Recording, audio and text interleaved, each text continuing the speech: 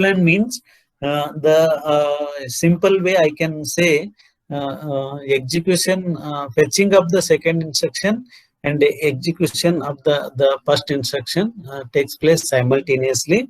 So such a concept we call it as a pipelining. Pipelining is the you can reduce the number of the number of clock cycle taken to execute the program. So, for example, in the case of the ARM7, three stages, the pipeline consists of three stages. So, general purpose, I told. In the case of the general purpose, I have told in the beginning of the this MES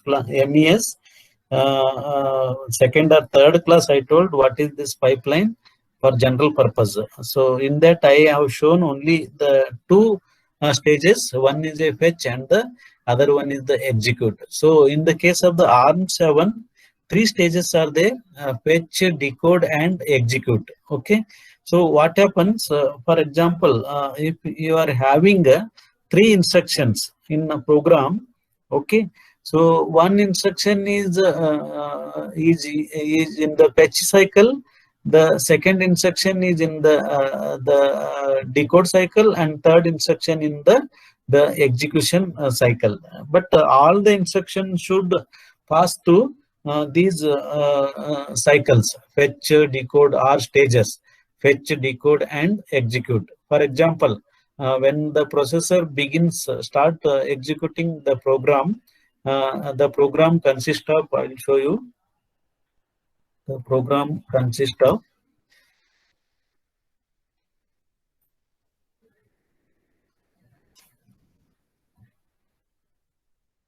so this is the case. Can paste here. Okay, so what happens in this case? For example, in your program, you have the program consists of the three instructions. One instruction, the first instruction is a add. The first instruction is a add. The first instruction is add. Second instruction is it is a subtract. This is your program. The group of the instruction is called as a assembly language program. The third instruction is compare instruction. So it is compares the two register values. Okay.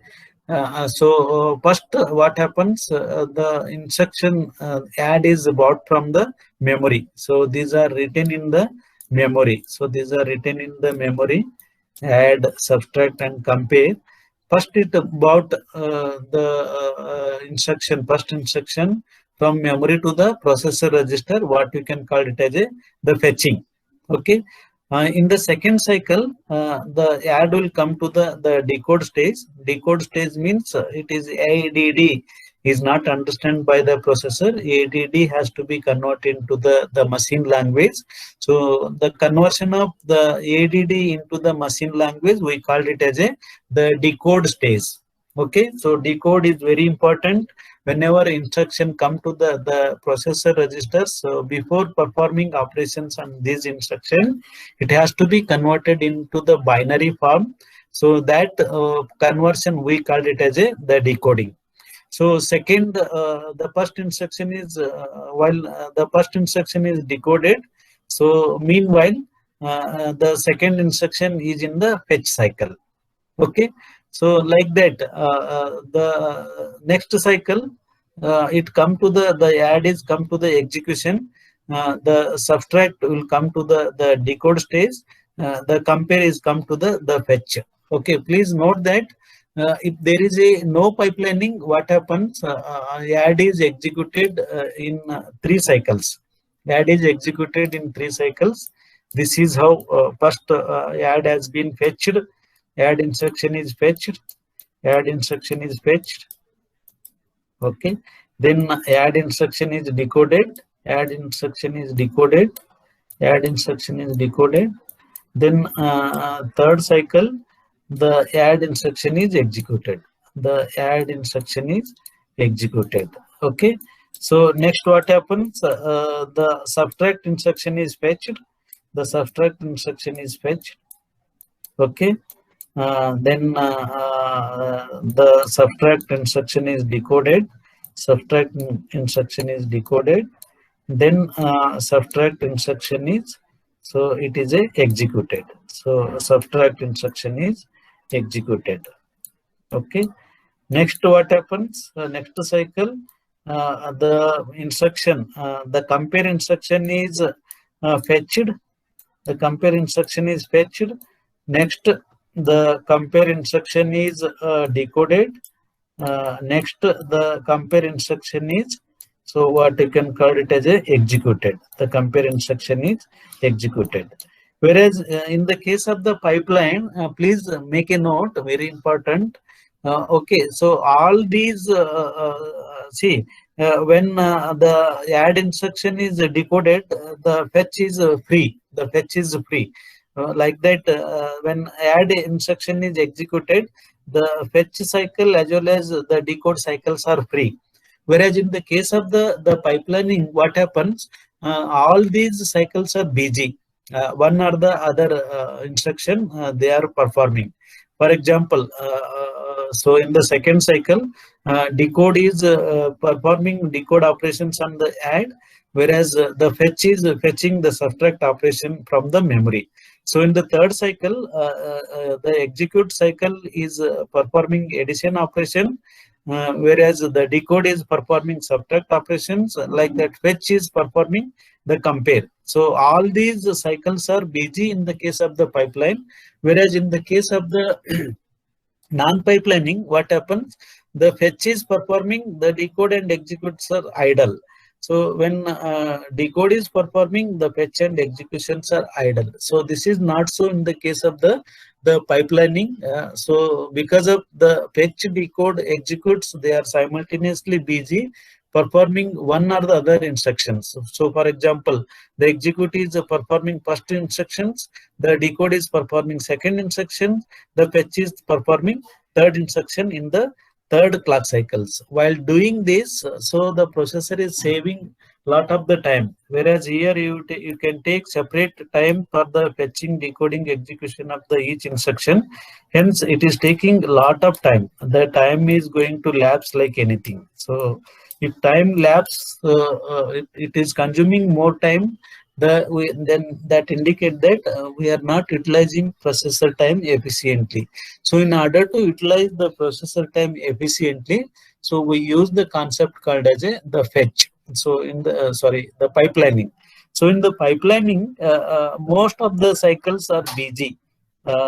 Because of this pipelining, these operations are all busy with the one or the other instructions.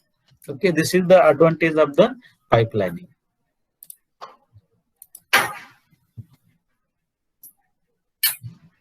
Next is again, this is the pipelining in the case of the ARM7 processor. As I shown you, ARM7, because ARM7 has a 3 stages. So like that, we have the ARM9 processors also there. In that, each instruction is going through the 5 cycles. Hence, the 5 instructions are engaged by one or the other these stages. So first instruction is engaged by this, second instruction is engaged by this, third instruction. More instruction will be there. That time the ARM9 is pipeline is very efficient as compared to the ARM9, because it consists of the ARM7 consists of only 3 stages. Hence, simultaneously 3 instructions are busy in the one or the other stage. Whereas in the case of the ARM9, 5 stages are there. So 5 instructions are busy in the one or the other stages. That's what ARM9 has instruction throughput.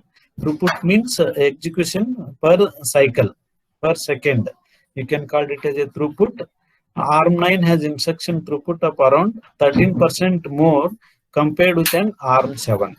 So ARM7 has a 3 stages, whereas ARM9 has a 5 stages. Because of this, it saves lot of time as compared to the ARM7 processors.